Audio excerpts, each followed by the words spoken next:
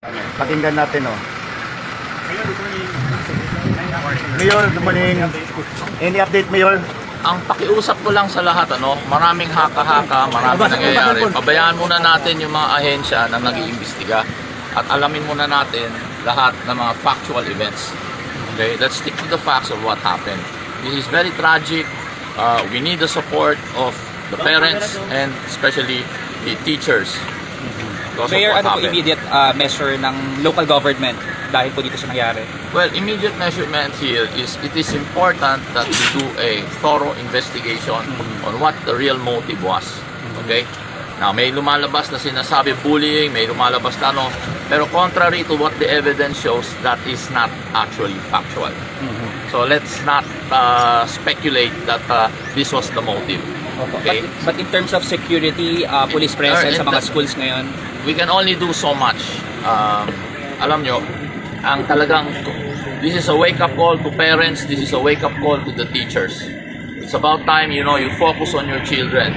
We cannot, if you cannot discipline and raise your children properly, don't give them to the government to discipline. That's not our job. So may establish na po yung... Importante dito talaga, magkapit kaway muna itong mga magulang at saka mga parents at pag-usapan talaga nila ano nangyari and comfort each other. That's the best thing you can do. Our intelligence and law enforcers are doing the best they can to figure, this out. Diba? Ano mo pag motibo kasi ang tinitignan nila motive but at the same time capability. So yan ang ina-address ngayon at tinitignan ano ba nangyari dyan, di ba? Kasi importante lang talaga kung ano talaga yung nangyari, factual, doon tayo sa facts. Okay? Mayor, clarify ko lang, establish na po yung sinasabi nyo, hindi ito bullying. It's questionable. It's not established that it's bullying. It's not naman established na it's not bullying. We do not know yet. Because pati yung mga witnesses conflicting yung mga accounts nila. It's very conflicting. So, but we need professionals to look at this. Kaya hindi muna kami nagsasalita. Hindi ako nagsasalita kaya ayoko ng haka-haka. Ayoko ng mga sinasabing speculation. This is a very, very important incident to study. We have to look at this very carefully. I know the parents are grieving at the same time they want justice. It will get there, but we have to do it the correct way. And this will involve our lawmakers, this will involve all agencies concerned.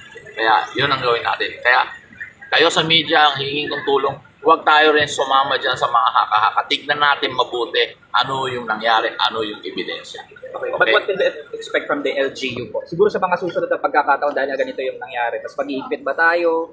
Alam nyo, it is not a hidden fact. It's a fact that there are gang-related, incidents that are happening almost every city.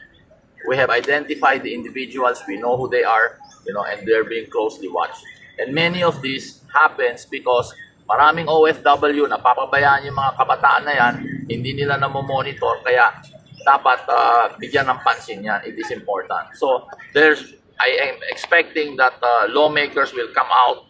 Alam nyo, nasa executive department kami, kaya we can only enforce what the law says. Okay? So I'll make that very clear. And hindi naman tayo pwede mag-shortcut ng mga batas dito. Importante dito, tignan natin, but bigyan talaga ng pansin yung mga kabataan na this cannot happen.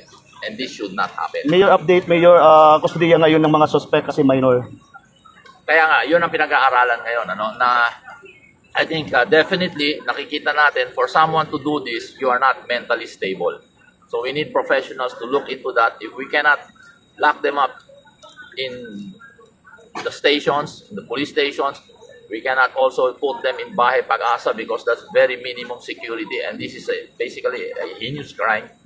Then maybe they may be locked up in hospitals. That's why we're coordinating now with DOH to do a psychiatric examination and maybe put them to protect themselves against themselves and also protect them against the public. Mayor, how's our coordination with the DepEd, Schools Division Office? Nandito muna. Suspension of classes because there is an investigation going on and we want to calm things down.